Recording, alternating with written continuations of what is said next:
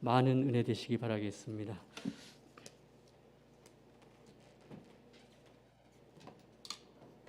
할렐루야. 우리 하나님의 크신 은총과 사랑이 우리 믿음의 식구들이 함께 하시길 주님의 이름으로 간절히 축원드리겠습니다. 귀한 찬양으로 또 하나님께 영광 돌린 우리 분야의 찬양대회에 다시 한번 감사를 드리고요. 자, 우리가 2022년도 대림절 둘째 주를 맞이했습니다. 대림절, 주님의 오심을 사모하며 기다리는 계절이지요. 여러분, 구약 시대에는 이 하나님의 백성들이 오실 메시아를 기다렸습니다. 우리가 오늘 곧 오소서 임마누엘 찬양을 드렸던 것과 같이 그들의 소원은 메시아가 이 땅에 오셔서 힘들고 어렵고 핍박받는 자신들을 구원해 주기를 간절히 소망을 했습니다. 그리고 이제 우리 주님이 오셨지요. 그리고 하나님의 왕국이 이 땅에 시작이 되었습니다. 사실 우리는 우리 예수님이 오신 생년월일을 정확하게 알지는 못합니다. 하지만 분명한 것은 1년 가운데 어느 하루에 오셨기 때문에 우리 믿음의 선배들이 12월 25일로 정하게 됐지요. 그리고 12월 25일이 든 주일을 포함해서 앞으로 4주를 대림절 기간으로 기념을 했습니다. 우리 주님의 오심을 사모하던 구약의 성도들처럼 우리도 이 대림절 기간에 우리 주님을 보내주신 하나님 아버지의 은혜를 다시 한번 우리 마음속에 깊이 새길 수 있는 그러한 시간이 되어지기를 간절히 바랍니다. 성경은요, 우리가 하나님께 가는 것보다 하나님께서 우리에게 다가오시는 그 이야기로 가득 차 있습니다. 하나님은 우리와 함께 하시지요. 그래서 마태복음 1장 23절에서 드러난 우리 주님의 별명이 뭐예요? 임마누엘. 하나님이 우리와 함께 계시다. 이게 하나님의 별명이에요. 또 사도 요한은 요한복음 1장 14절에서 우리 주님은 사람으로 오신 하나님이심을 이렇게 선포를 합니다. 말씀이 육신이 되어 우리 가운데 거하심에 우리가 그의 영광을 보니 아버지의 독생자의 영광이요 은혜와 진리가 충만하더라. 하나님의 독생자이신 우리 주님이 사람이 되신 것은 우리에게 오셔서 우리와 함께 사시기 위함이었다고 하는 말씀이지요. 하나님의 은혜와 진리를 우리에게 주심으로 우리가 영원하신 하나님의 생명을 얻어서 하나님과 영원히 함께 사는 것입니다. 이것이 바로 하나님이 육신을 입고 오신 이유다. 성경은 이렇게 말씀을 해요. 계속해서 요한 사도는 요한복음 1장 18절에서 이렇게 선언을 합니다. 본래 하나님을 본 사람은 없으되 아버지 품속에 있는 독생하신 하나님이 나타내셨느니라. 이렇게 말씀을 했어요. 바로 우리는 우리의 주님 예수 그리스도를 통해서 하나님 아버지를 알게 된다고 하는 말씀이에요. 이것이 대림절에 오실 주님을 사모하는 우리에게 임하는 하늘의 은혜인 줄로 믿습니다. 오늘 대림절 둘째 주인 이 주간에, 이 주일에 우리는 요한계시록 4장의 말씀을 보았습니다.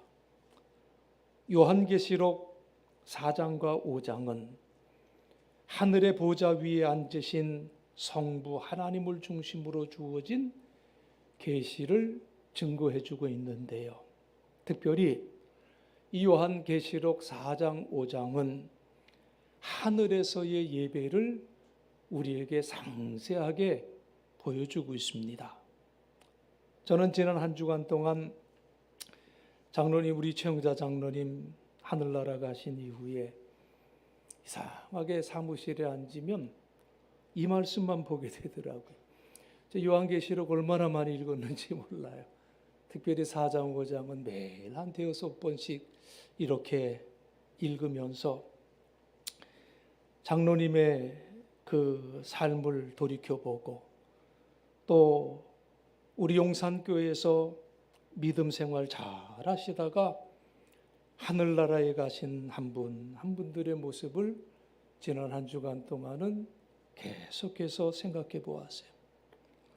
한 분 한 분들을 다시 회상하면서 보고 싶고 그리운 그분들, 요한계시록 말씀을 계속해서 읽으면서 한편으로 위로를 받았던 것은 그분들은 지금 저 하늘나라에서 기록된 그리고 약속된 이 말씀과 같이 성부 하나님을 중심으로 하늘의 예배를 은혜 가운데 드리고 계시겠지라는 생각을 가지면서 위로받고 또 유족들을 위해서, 가족들을 위해서 기도하는 시간들을 가졌습니다.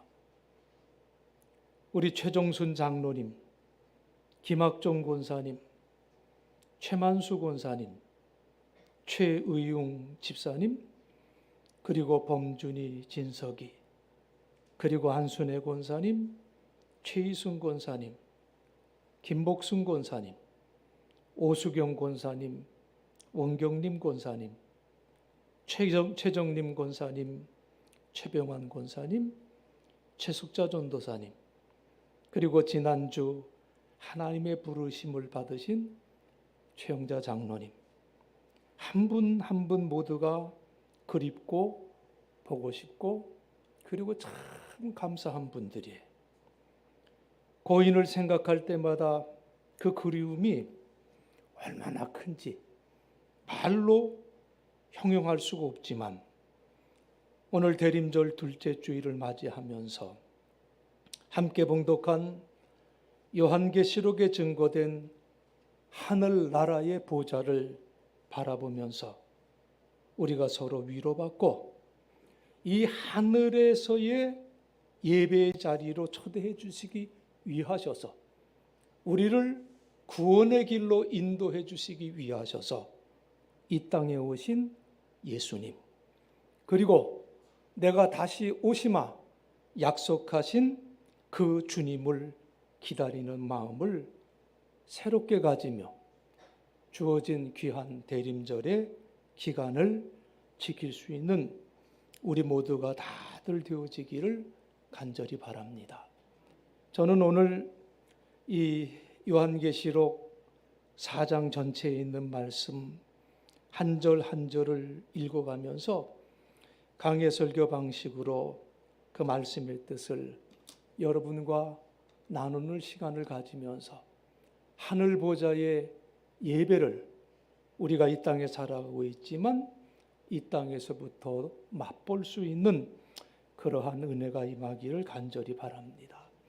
먼저 여러분 1절의 말씀을 우리 함께 보겠습니다. 자, 1절 말씀에 요한계시록 4장 1절의 말씀 우리 함께 한 목소리로 봉독하겠습니다. 이 일 후에 내가 보니 하늘에 열린 문이 있는데 내가 들은 바 처음에 내게 말하던 나팔 소리와 같은 그 음성이 이르되 이리로 오라. 이후에 마땅히 일어날 일들을 내가 네게 보이리라 하시더라. 여러분 1절 중반절 말씀에 보면은요, 우리 주님이 그렇게 말씀을 합니다. 이리로 올라오라. 이후에 마땅히 일어날 일들을 내게 보이리라. 이렇게 말씀을 하셨어요.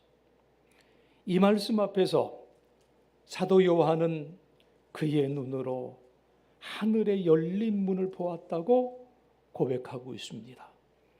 그리고 그의 귀로 한 음성을 들었다고 고백을 하고 있어요.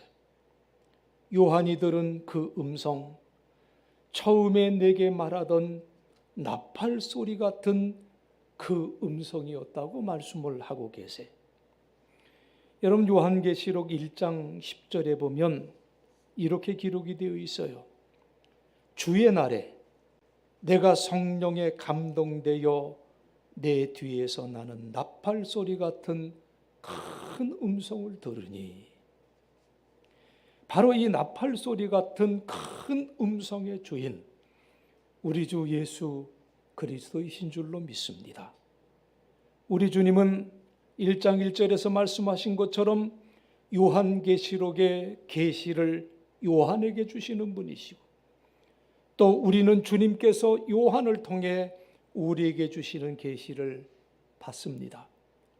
주님은 하늘의 열린 문을 통해서 요한을 하늘로 이끌어 주셨어요. 이리로 올라오라. 이후에 마땅히 일어날 일들을 내가 내게 보이리라. 여러분, 요한계시록 4장과 5장은 이미 하늘에 간 성도들의 예배를 보여주고 있습니다.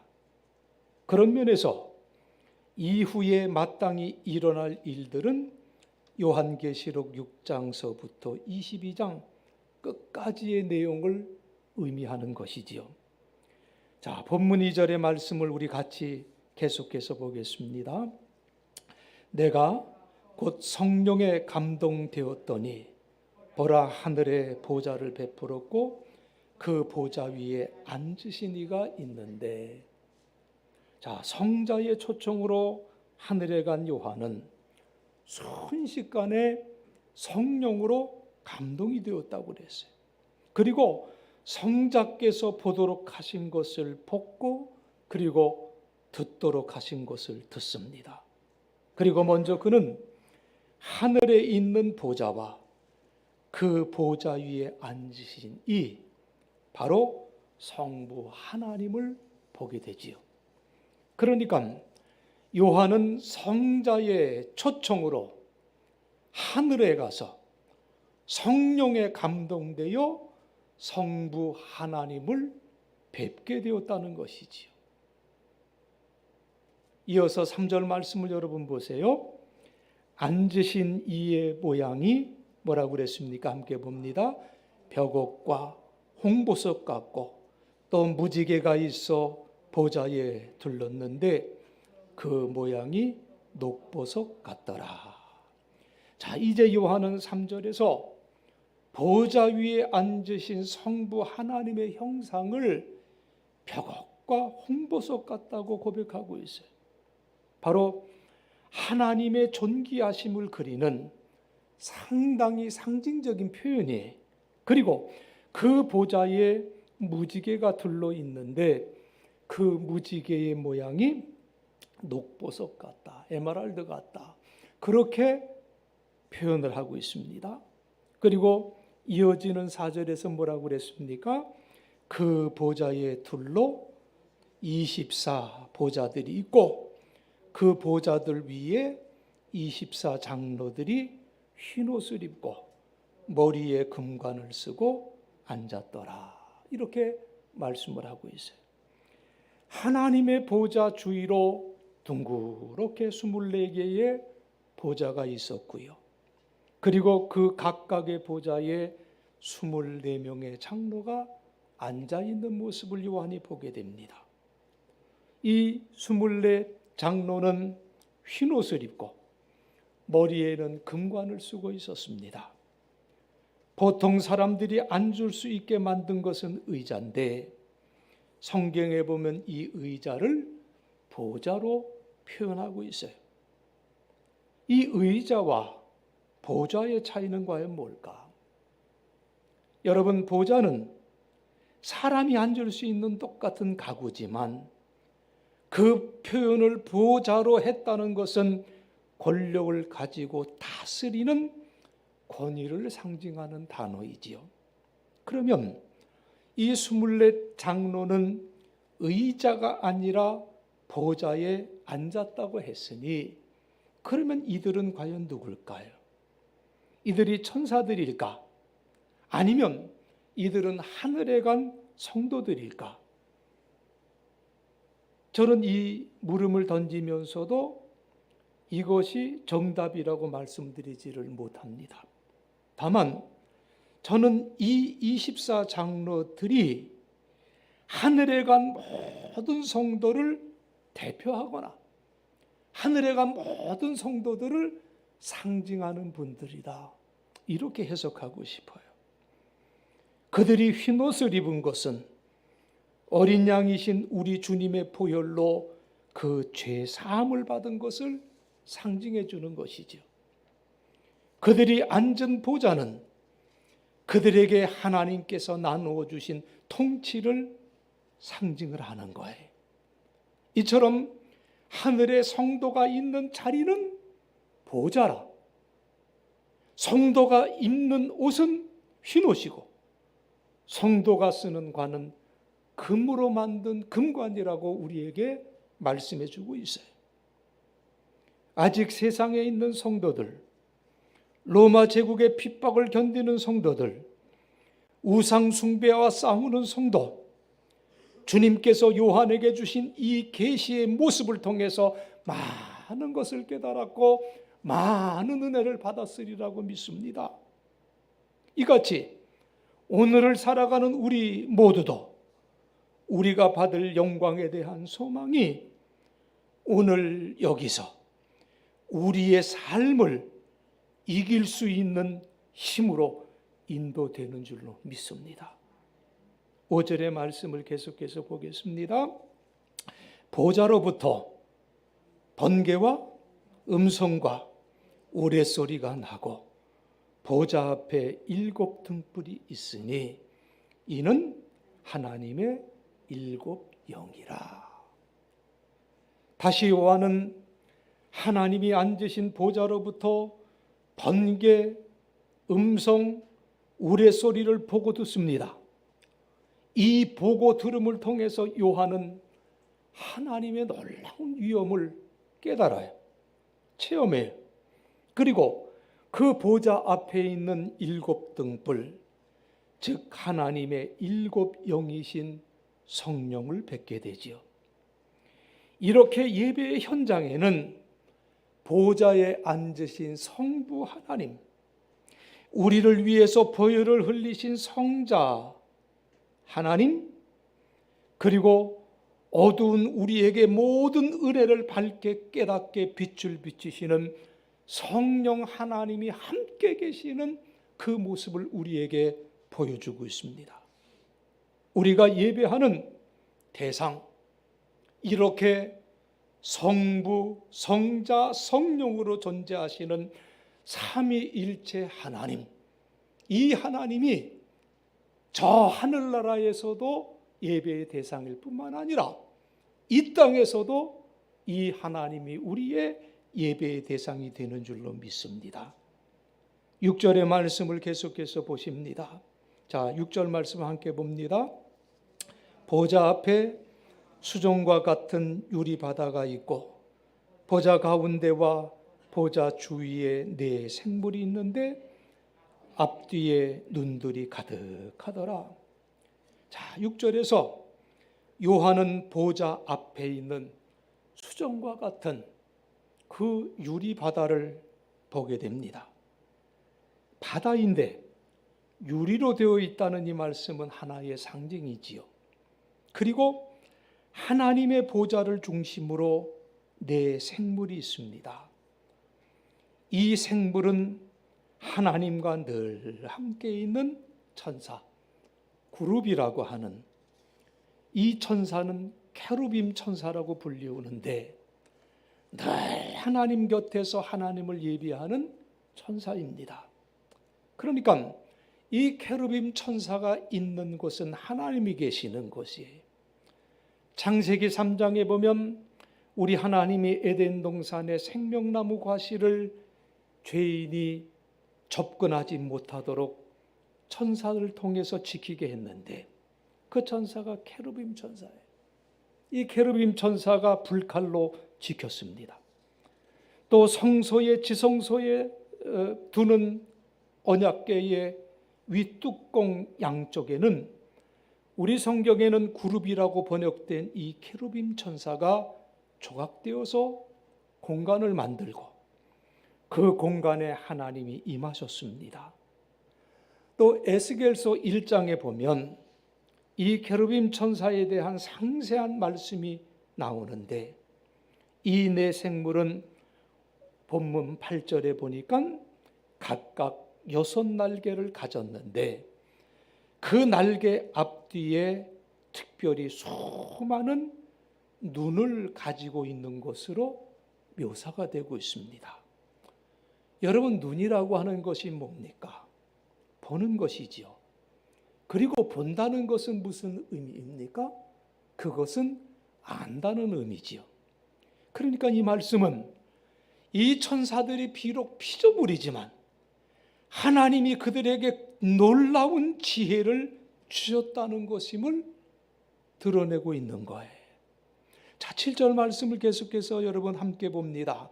그 첫째 생물은 사자 같고 그 둘째 생물은 송아지 같고 그 셋째 생물은 얼굴이 사람 같고 그 넷째 생물은 날아가는 독수리 같은데, 자, 이제 7절에서 요한은 이 네 생물, 즉 이 케루빔 천사의 모습을 좀 더 자세하게 묘사를 하는데 그들의 얼굴은 각각 사자, 송아지, 사람, 독수리 같은 모습을 담고 있다.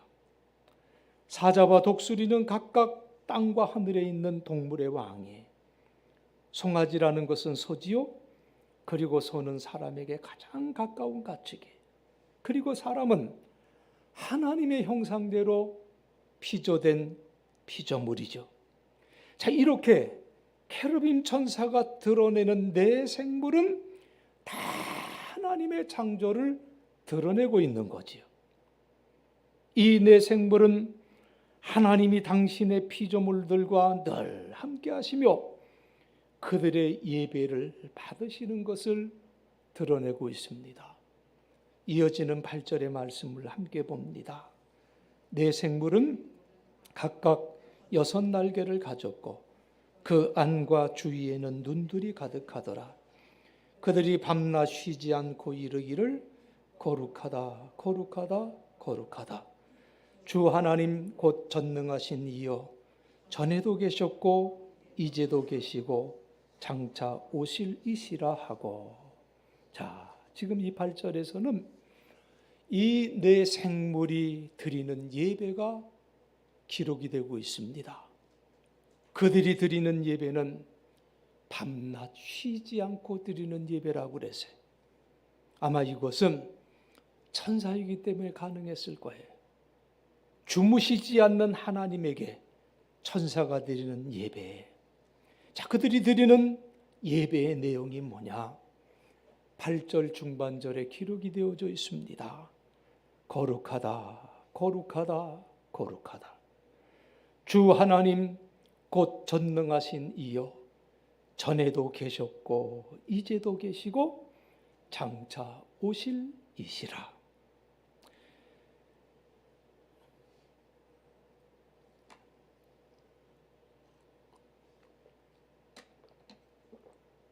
우리가 이사야 6장에 보면 이사야 선지자가 성전에서 예배하며 보았던 이 스랍 천사의 찬양처럼 케루빔 천사의 찬양도 하나님의 거룩하심을 3번 외침으로 하나님의 완전한 거룩하심을 찬양하고 있습니다.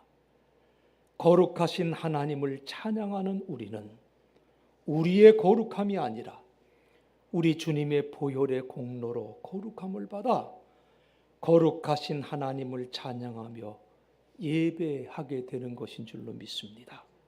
우리 하나님 존재하시며 우리 하나님 오시는 하나님이십니다. 우리 하나님의 방향성은 우리를 향해서 그리고 피조물을 향해서 오시는 하나님이에요. 하나님의 오심 그 자체로만 볼 때에는 그것은 죄 많은 인간에게는 치명적인 위험일 수밖에 없습니다. 그런데 우리 하나님이 우리에게 오시는 이유는 뭐냐? 우리를 지으셨고 우리를 사랑하시기 때문이다, 그 말씀이에요. 여러분, 한 가지 질문을 드립니다. 여러분, 사랑하는 쪽이 강자인 것 같습니까? 아니면 사랑받는 쪽이 강자인 것 같습니까? 다시 여쭤볼게요. 그냥 쉽게. 그러면 사랑하는 쪽이 강자예요? 아니면 사랑하는 쪽이 약자인 것 같아요? 사랑하는 쪽이 강해요? 아니면 약해요? 어떤 것 같아요? 예? 잘 생각해 보세요. 사랑하는 쪽이 강한 것 같은가요? 아니면 사랑하는 쪽이 약한 것 같은가요? 결국 누가 져요? 사랑하는 쪽이 져요. 그러니까 사랑하는 쪽이 약자인 것 같아요. 사랑하기 때문에 손해를 감수하고요. 사랑하기 때문에 사랑하는 쪽이 먼저 낮아지지요. 그래서 하나님은 독생자 예수를 보내주신 줄로 믿습니다. 독생자 예수는 그래서 십자가 위에서 그의 생명을 내려놓으신 줄로 믿습니다. 우리는 우리 주님의 보혈의 은혜로 얻어진 하나님과의 화목으로 인해서 우리에게 오시는 하나님과 함께 하실 수 있는 거예요. 누구든지 예수 안에 있으면 하나님과 함께 있을 수 있습니다. 누구든지 예수 안에 있으면 이러한 거룩한 구원, 하나님의 놀라운 사랑을 받을 수 있지만 그렇지 아니하면 하나님과 함께 있을 수 없다고 하는 것을 우리는 날마다 기억하며 살아야 될 줄로 믿습니다. 자, 이제 9절, 10절의 말씀을 함께 봅니다. 그 생물들이 보좌에 앉으사 세세토록 살아계시는 이에게 영광과 존귀와 감사를 돌릴 때에 24장로들이 보좌에 앉으신 이 앞에 엎드려 세세토록 살아계시는 이에게 경배하고 자기의 관을 보좌 앞에 드리며 이르되. 자, 이제 요한은 이제 9절로 11절에서 24장로의 예배를 그립니다. 네 생물 케루빔 천사가 보좌에 앉으사 세세토록 살아계시는 하나님께 영광과 존귀와 감사를 돌리는 찬양을 할 때 그에 화답하는 찬양을 24장로가 드려요. 자, 10절에 보면 이 24장로는 그들의 보좌에서 일어납니다. 그들은 보좌에 앉으신 성부 하나님께 엎드려 절을 해요. 여러분, 우리가 기억해야 될 것은 예배의 가장 최고의 행위는 하나님 앞에 절하는 거예요. 우리가 비록 우리의 예배에서 절을 하는 행위는 할 수 없지만 우리의 예배의 핵심은 절에 있다고 하는 것을 잊지 말아야 됩니다. 예배가 뭐냐? 하나님께 엎드려 절하는 행위예요. 이것을 잊을 때 우리는 인간 중심의 예배를 드리려고 하는 거지요. 그리고 이 24장로는 그들이 머리에 쓰고 있던 자기의 관을 벗어 보좌 앞에 내려놓았다고 했습니다. 여러분, 이것이 예배예요. 우리가 가지고 있는 모든 것은 내가 주인이 아니라 하나님이 실제적인 주인이심을 고백하는 거지요. 그리고 이 24장로는 이렇게 찬양을 합니다. 그 찬양이 11절에 있는데 함께 봅니다. 우리 주 하나님이여, 영광과 존귀와 권능을 받으시는 것이 합당하오니 주께서 만물을 지으신지라. 만물이 주의 뜻대로 있었고 또 지으심을 받았나이다 하더라.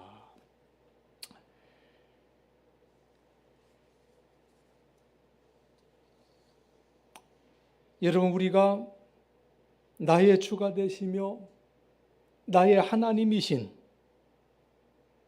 우리 아버지 하나님을, 이렇게 존귀하신 하나님을 어떻게 부를 수가 있겠고 어떻게 예배할 수가 있었겠습니까? 바로 우리를 위해서 보혈을 흘리신 주님, 우리를 그 은혜 안으로 인도하신 성령 하나님을 통해 예배할 수 있는 거예요. 우리 하나님이 영광과 존귀와 권능을 받으시기에 합당하심을 찬양합니다. 이렇게 삼위일체 하나님을 제외하고는 그 누구도 영광과 존귀와 감사와 권능을 받기에 합당한 존재가 없음을 고백하는 것 역시 참된 예배자의 자세예요. 우리 하나님, 만물을 지으시고 보존하시고 다시 지으실 창조주가 되십니다. 예배는 이렇게 피조물이 창조주께 마땅히 드릴 것을 드리는 것이 예배예요. 이제 결론적으로 요한계시록 7장 10절에 있는 말씀을 함께 보겠습니다. 함께 한 목소리로 함께 봅니다. 큰 소리로 외쳐 이르되 구원하심이 보좌에 앉으신 우리 하나님과 어린 양에게 있도다. 아멘.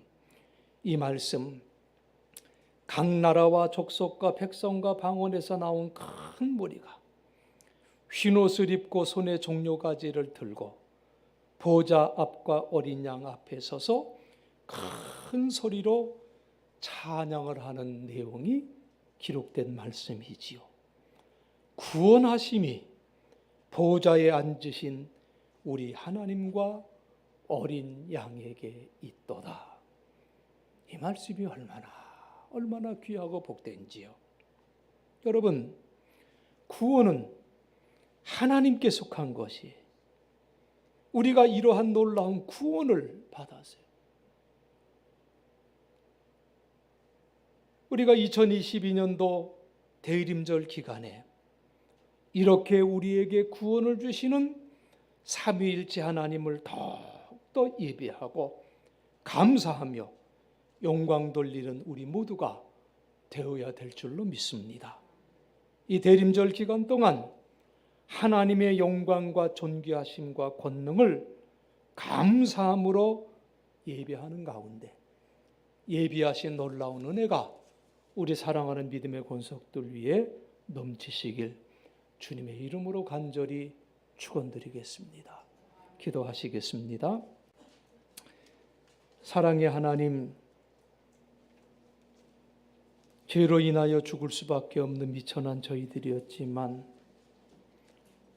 하나님이 우리를 사랑하시되 끝까지 사랑하여 주셔서 독생자 예수 그리스도를 이 땅에 보내주시고 우리를 구원의 길로 저 천국의 예배로 인도해 주시오니 감사를 드립니다. 오늘 우리가 하나님의 이 놀라운 은혜를 감사하면서 대림절 두 번째 주일을 지킵니다. 주님 오심에 그 크신 사랑을 다시 한번 깊이 깨달을 수 있는 우리 모두가 되게 도와주시옵시고 다시 오실 주님 맞이할 준비를 온전히 하고자 하는 결단이 우리 모두에게 임하여 지게 도와주옵소서. 오늘도 이러한 간절한 마음으로 주님을 예배하며 하늘 보좌의 은혜를 사모하는 우리 사랑하는 믿음의 권속들에게 큰 은혜로, 큰 위로로 함께 하사 그 누구도 빼앗아갈 수 없는 기쁨과 놀라운 은혜로 덧입는 우리 사랑하는 믿음의 권속들 되게 도와주옵소서. 예수님 거룩하신 이름 받들어 간절히 기도드리옵나이다.